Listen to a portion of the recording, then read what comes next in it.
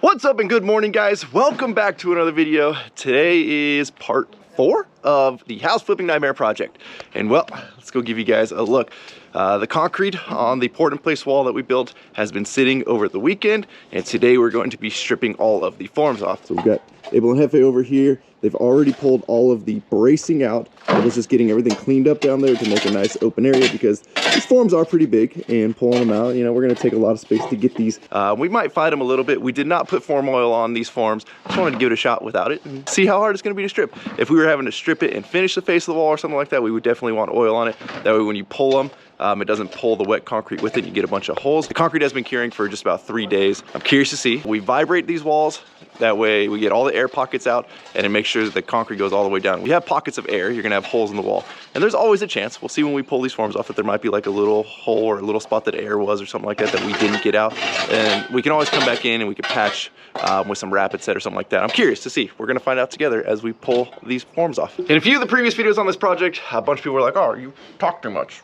We need to see you work. Well, okay, so what we're gonna do on this video is, I can't give you a real-time full day's work because that's 8 hours of footage and that would be not that much fun to watch. So we're gonna do some more working shots, less apparently me talking shots. Ellos no ponen tape, ¿ah? Sí, no pone tape. Pero está bien. A veces de ti, mucho problema, ¿verdad? Ajá. Es mejor con la estrella. Oh, sí. En el otro, mucho problema. Sí.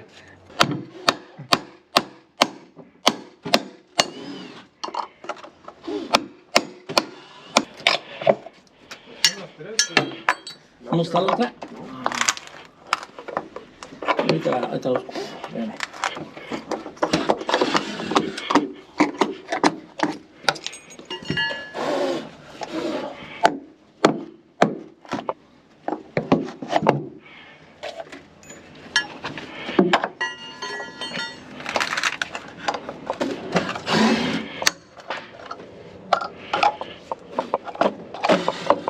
So Paparano decided he wanted to try out using these turf spikes instead of doing our double nail trick. And well, they do work to hold it, but man, they are a pain to pull out. You can see how much easier it is to pull out our double nails because we pull out the duplex nail, which is sticking up a little bit. And once you get that out, usually the sinker just pulls out like that. Versus these turf spikes or nails. Yeah, we won't be using these again.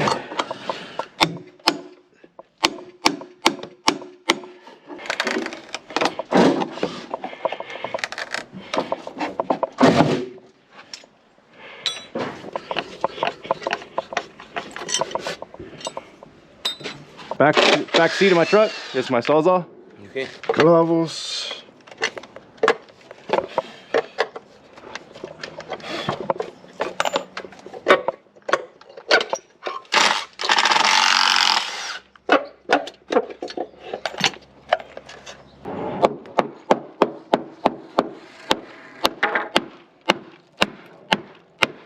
Sí, Evo. Yo tengo.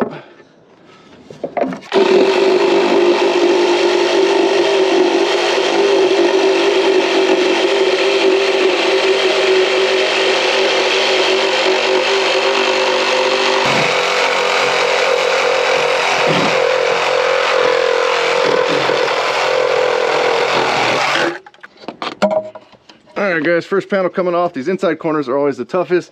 You can see we're kind of tight in there, but once we get it past that, we'll be good to go.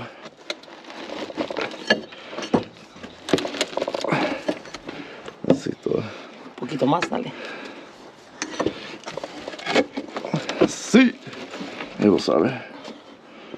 Puede ser otro barrote, jefe. Yo corté abajo, Evo. Agárrala acá, muy bien. ¿Qué? Así. ¿Así? Así, push. Ahí viene. Sí, pero este es mucho. Sí. Maybe corte. Okay. Espérate. Guacha.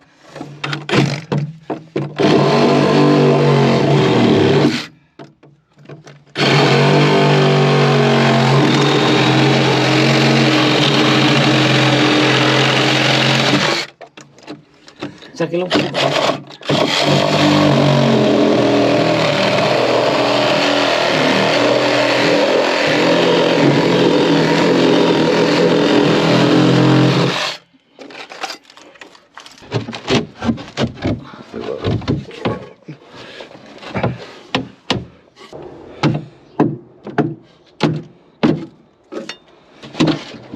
huevo.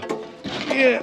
Listo, jefe. Alrighty, so we've got one panel off, so you guys can see what it looks like here. Obviously, you do show the texture of whatever your form is. They do make very, very expensive marine grade plywood that has a very nice, beautiful, smooth finish. And if we ever do like poured in place steps or something that's gonna be exposed and needs to be beautiful and perfectly smooth, we use that. But for this, you see a little bit of the wood texture in it, but very happy with how it turned out. I feel the concrete is still warm because concrete is curing. Concrete takes many days to actually fully cure.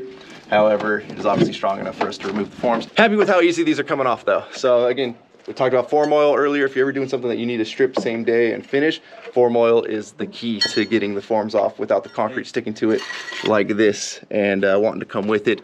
Again, if this was wet concrete and we pulled out a big hole because it's stuck to the forms, that would be bad.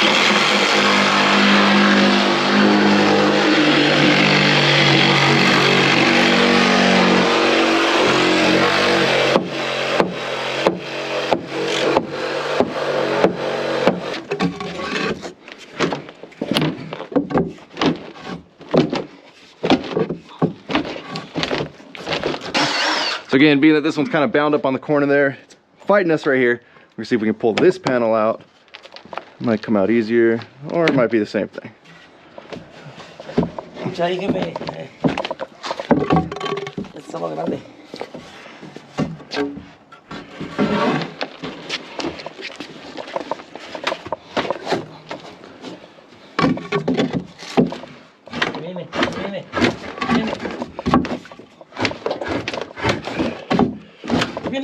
Ahí viene aguas, careful.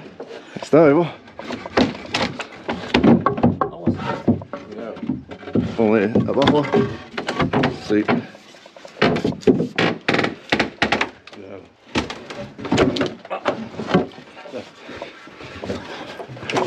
Beautiful, Evo. Más por aquí. Perfecto. Está bueno. ¿Listo? Sí, está bien.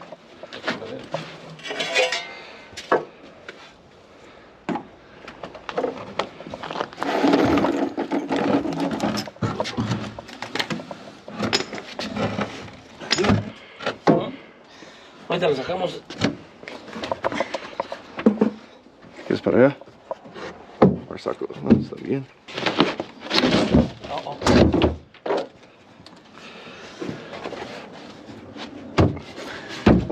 Bueno,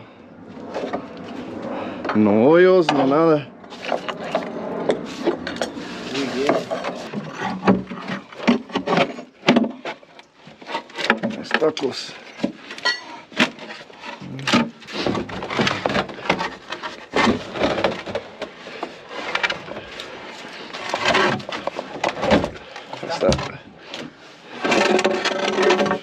Well, I had to run and grab the shop vac, that way we could shop back out the little bit of dirt that had fallen into the drains while we were pouring the concrete. And while I was gone, the guys absolutely rocked it. We had 2 yards of gravel. They have been bringing all the gravel over. Got it nice and spread down at the bottom. We put a weed barrier down below. I'll get in there and show you, because if I don't show you, somebody's gonna say you didn't do it. Again, with plenty of gravel up above these drains and around these drains, this is gonna drain really well in this entire pit. Get us the vacuum, or maybe con mano? Maybe no, con mano. No. Maybe you're gonna get stuck. Con the vacuum. Vacuum, yeah. We'll clean it with the vacuum.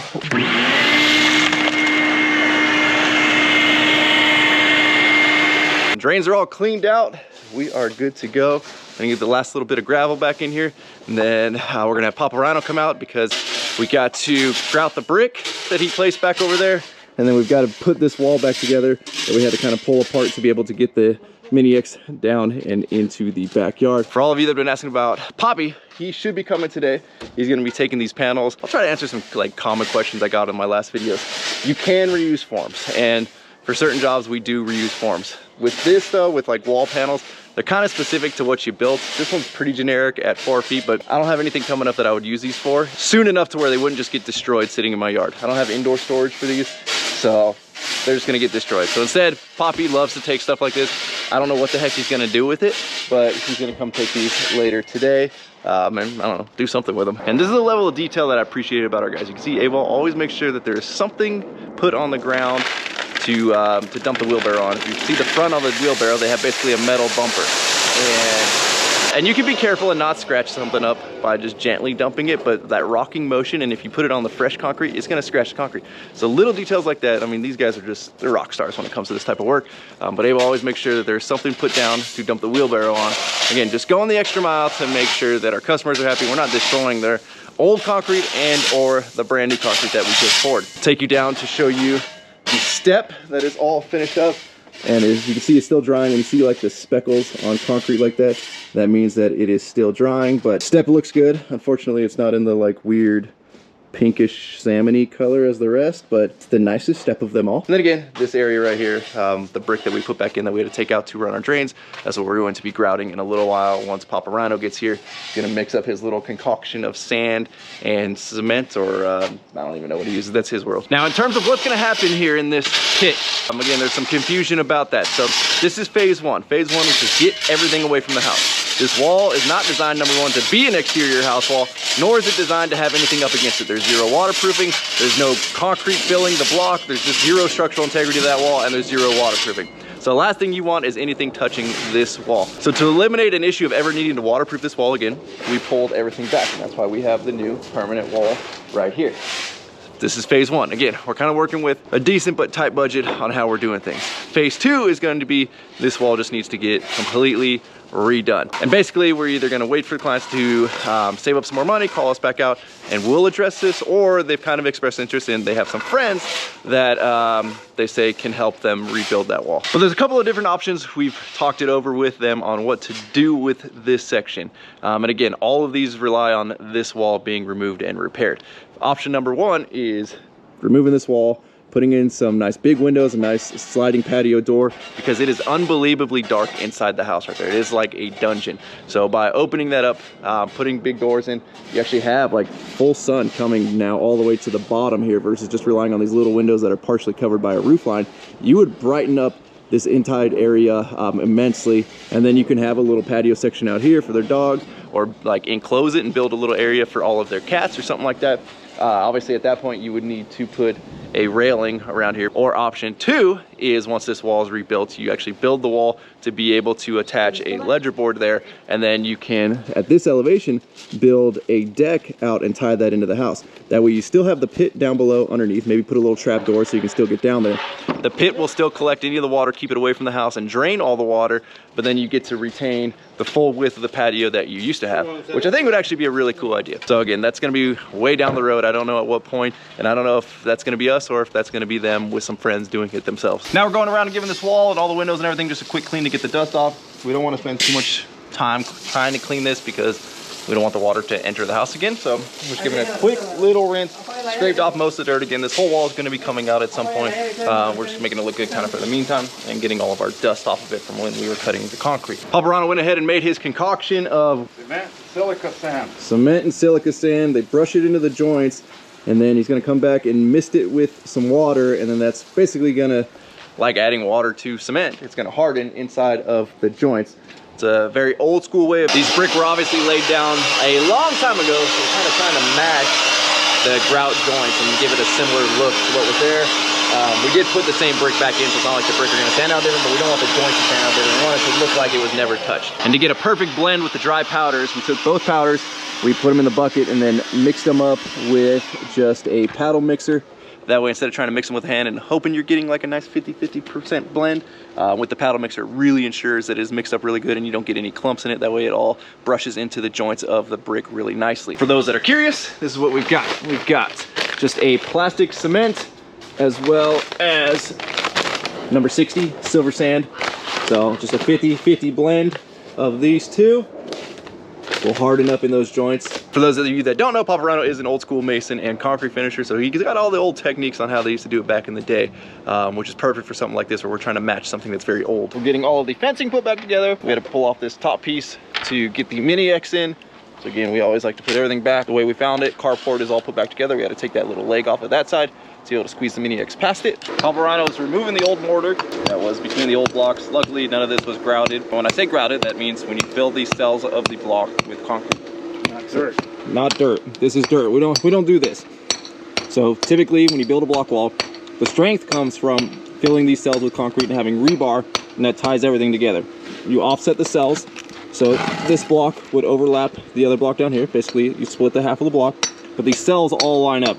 So when you're building a wall, similar to what we did down there, you have your footing first, your rebar comes up out of the footing. The rebar will be in the center of all these blocks, and once you fill these blocks solid with concrete, you've now tied the block walls to the footing. Thus, you get a really strong wall. Building a wall like this, you can see it looks like they intended at one point to actually grout this solid. There's rebar down in that wall, but it just never happened, and it ended up just getting filled with dirt over time. A lot of guys preach that you don't have to grout your walls solid. Certain walls you can get away with if it's a freestanding wall. You only grout the cells that have rebar in it. We don't ever do it like that. All of our walls get grouted solid no matter what. If you don't want us to do it, we're not the guys for you. We want to grout them solid the entire wall. Looks like this one though, they used to have fence posts in here, so they filled up the cells that had the 2x4s in it with concrete, which we all know that eventually just rots away, and obviously the fence isn't here anymore. But they built all these walls and didn't put any rebar or any grout. I'm honestly surprised a lot of these walls around here are still standing, because they are holding up a little bit of the hill, but they are definitely not rated or engineered to be retaining walls. As a freestanding wall, not the end of the world. What's crazy, it looks like this side they filled with concrete because they used to have these old little bricks over top of it. A lot of weird going on here with blocks. We got different size blocks, different shapes, built at different times. We got some pink, we got some gray. This wall itself has some gray and some pink in it. So we're gonna use what's good over here of the pink. And then we've got a couple of gray new ones that we're gonna fill in for, like this one right here that is broken.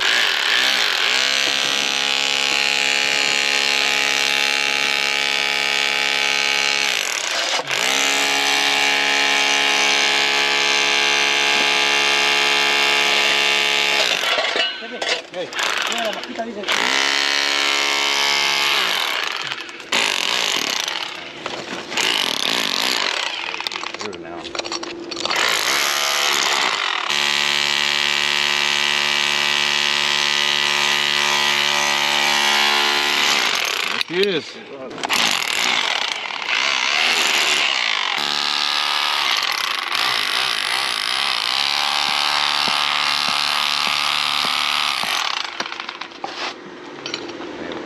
Well, they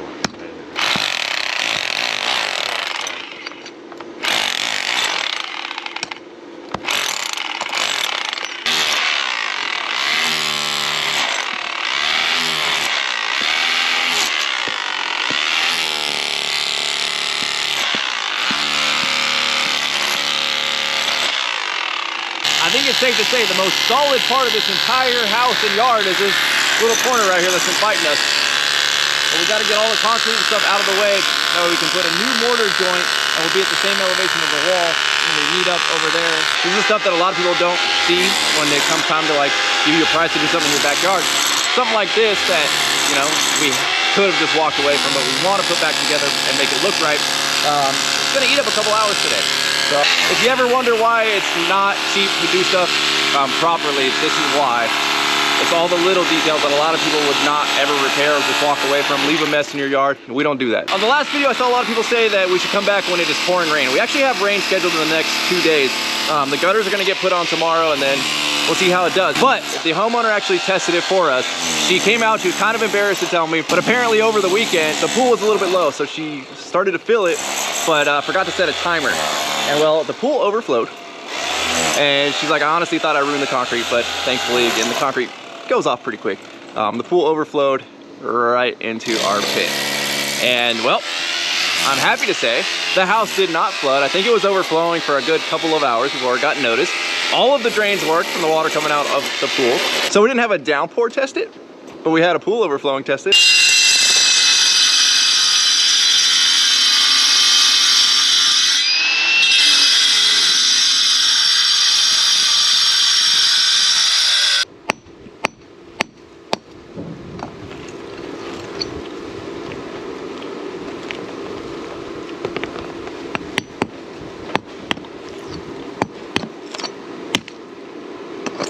Now we're going to use the remaining pink blocks that survived the process. But again, if you guys look around here, there's some grays mixed in. So we're going to use the 3 that survived, And then we've got 3 freshies right there that we'll put in on the end. We're actually making this even better than it was. Looks like when they got to here, this little bit of concrete was kind of coming out. So instead of cutting it like we just did, they scabbed in a bunch of broken block pieces to kind of mimic a block in here, but then they had to put a half block, which is only 4 inches high, on top to mate up to this. So we just cut all of that out. We'll end up putting a whole block in there and making it a little bit better. But you know, you do your best to make it kind of match, but there's a lot of not great work here in terms of block work. So there's only so much we can do. It's not like we can actually match this, but we'll get it put back together and nice and clean.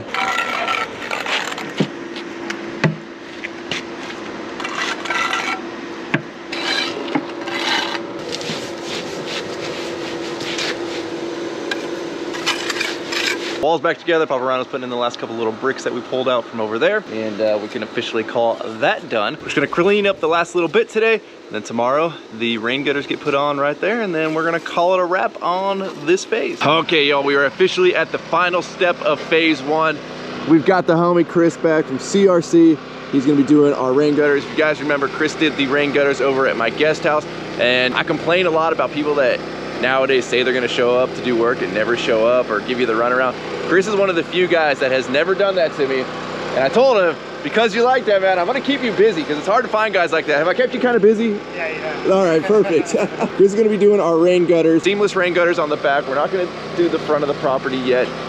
This is kind of my gift to the homeowners as a thank you for being cool, letting us just get in here and knock it out. And they were kind of on the fence. Again, we're dealing with a pretty tight budget. They were kind of on the fence on whether or not they had the money to finish out and do the rain gutters. So I said, you know what, just don't even worry about it. I will take care of the rain gutters, and let's just get that whole back section dialed in so we don't have to worry anymore about any water issues in the back. And then if you guys want to do rain gutters in the front later, call the homie Chris out. He'll come out and he'll get the rain gutters done in the front. If you guys have never seen how seamless rain gutters are made, it's actually a really cool process. Chris has this gutter machine in there, and basically it takes a flat roll of metal, rolls it through a bunch of dies, and you get this profile of a rain gutter to essentially any length that you want. So if you've ever gone to Home Depot or something and you see they have 10-foot sections of rain gutter, well, every 10 feet you now have a seam, and those seams are prone to leak. And you can seal them all day long, but eventually sealant wears out and stuff's gonna leak. When you have a seamless rain gutter, you can do 75, 85, I don't even know. Chris, what's the longest you've ever done? 85 feet. 85 feet. So you can do a whole 85-foot section, no problem, in one piece, and the only seam you have anywhere is on the corners. And it just eliminates seams, eliminates sagging, eliminates a bunch of weird stuff. Seamless rain gutters are the way to go. And once he gets this whole setup fired up here, we'll show you guys the gutters coming out. It's super cool. Talk me through the process, Chris. So you just buy this roll? Yeah, so you just buy this in pounds. You could get anywhere up to like 500 pounds. You know what I mean? I just don't want to carry it. It'd be a little tough to load. Yeah. You know what I mean? So this is exactly 27 pounds. And then how many feet can you get out of 27 pounds? 27 pounds gets you, I think, 68 feet. The customer and the homeowner, they chose black, which obviously is a scratched up piece, but that's the black that's gonna go there. It's gonna match the drip edge on the house. Be a nice contrast to the fascia that's white. So Chris noticed that there was a scratch on that roll, so he's gonna roll out 5 feet that we're just gonna throw away, because once it molds this, it turns out, I believe that scratch is gonna end up on the front face that you're gonna see, and that's no bueno, we don't want that. There you go, you're clear. Yep, there you go, so there's the scratch in the worst spot. Right. Cool, so we're gonna burn up this piece, we're gonna get rid of that, that's trash. So again, you can pretty much get an infinite length of gutter. Looking on the side of the machine, you can see how it goes through this series of rollers and dies.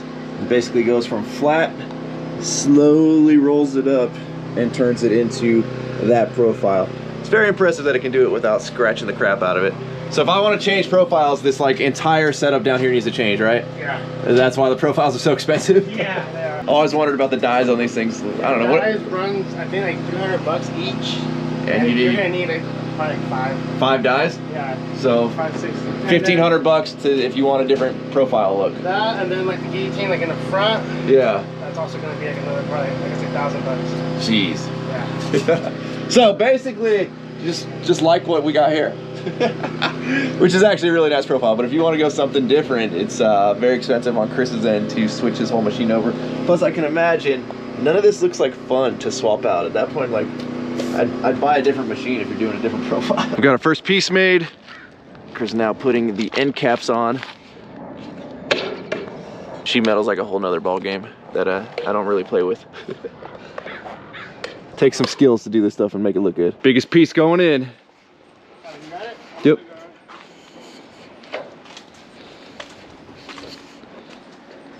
Can you make it from there? Look at that. That's a pro right there.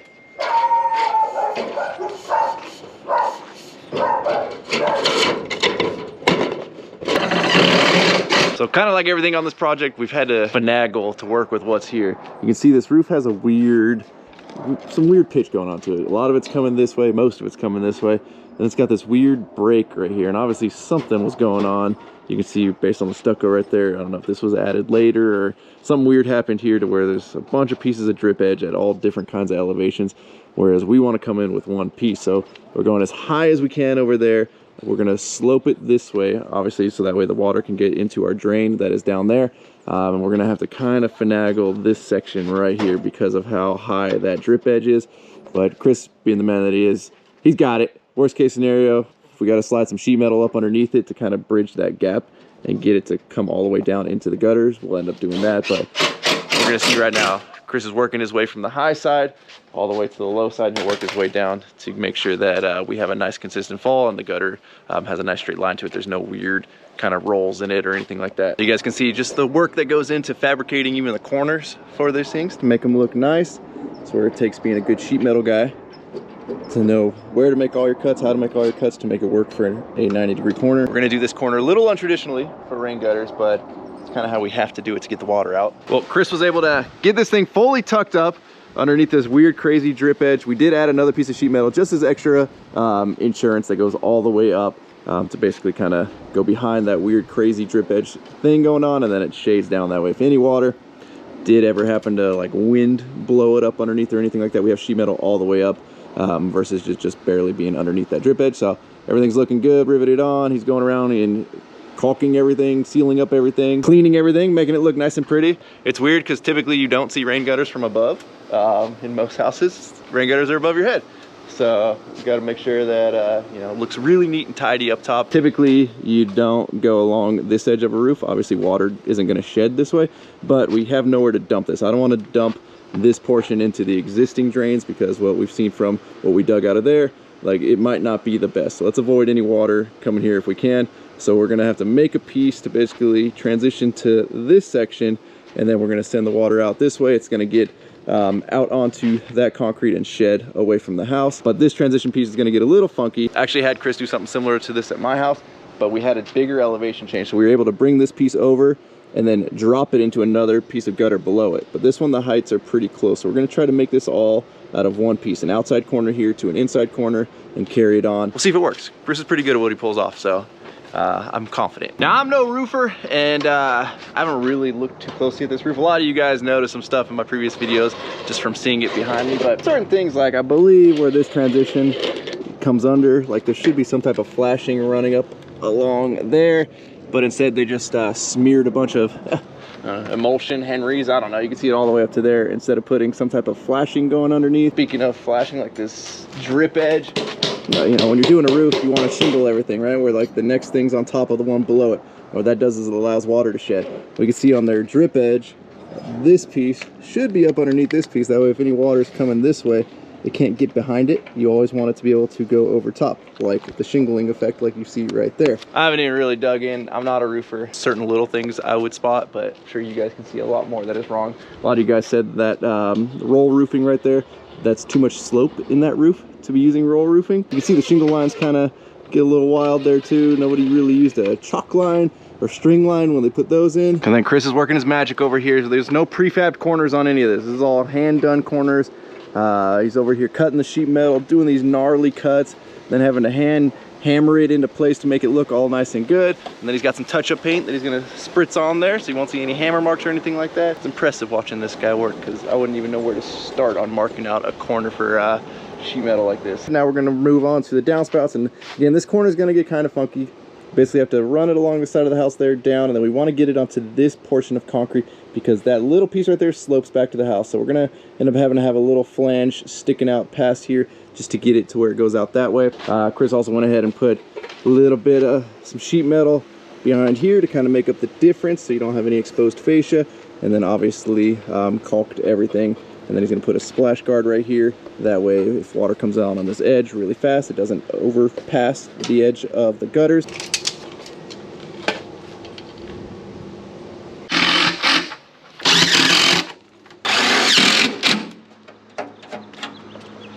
Okay, the downspout tie-in is all done. Went ahead and painted the drain pipe down there black as well, so it all kind of blends in.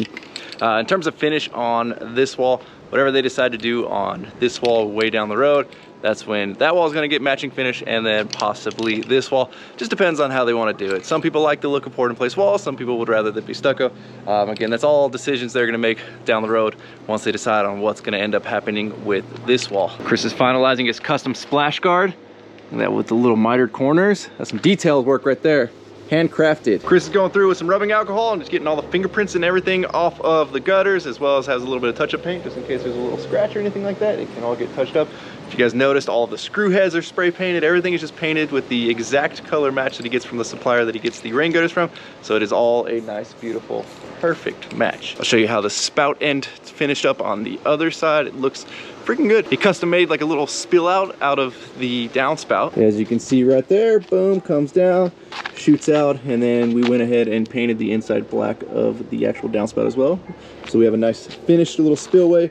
Again, all we're trying to do is get all the water from this whole section out to this concrete, and this concrete slopes down and away from the house and down the driveway. And just like that, guys, this phase of the project has come to an end. Again, when phase 2 is going to happen, if we're going to be the ones doing phase 2 or if the homeowner's friends are going to do it, we're not really sure. I will keep you guys posted. To all of you that are new to the channel, thank you guys for subscribing. You are awesome. If you guys don't know what the channel is, we kind of do a mix. I am a general contractor, but I'm also a truck enthusiast, and we like to build custom show trucks. We like to have fun off-road, but one of the most important things about this channel is to show how you can acquire all that stuff. There's too many flashy people out on Instagram and YouTube and all that just like flash money, flash vehicles that they're renting, act like they own, houses that they're renting, act like they own. I want to show you guys that through hard work you can actually acquire some kind of cool stuff. That's always been my premise with the channel. Hopefully you guys stick around if you are new, and for everybody that's been here for the entirety of this channel, you guys are freaking awesome. We'll see what the next project is coming down the pipeline, but this one is officially got a big old done stamp on this phase. And with that, we're going to wrap up. As always, thank you guys so much for watching. If you're not subscribed already, please click the subscribe button now that you do not miss out on any future content. And don't forget to give this video a like, a thumbs up.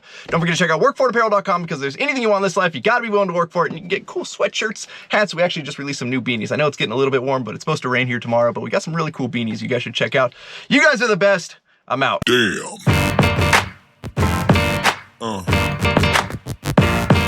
Yeah. Yeah.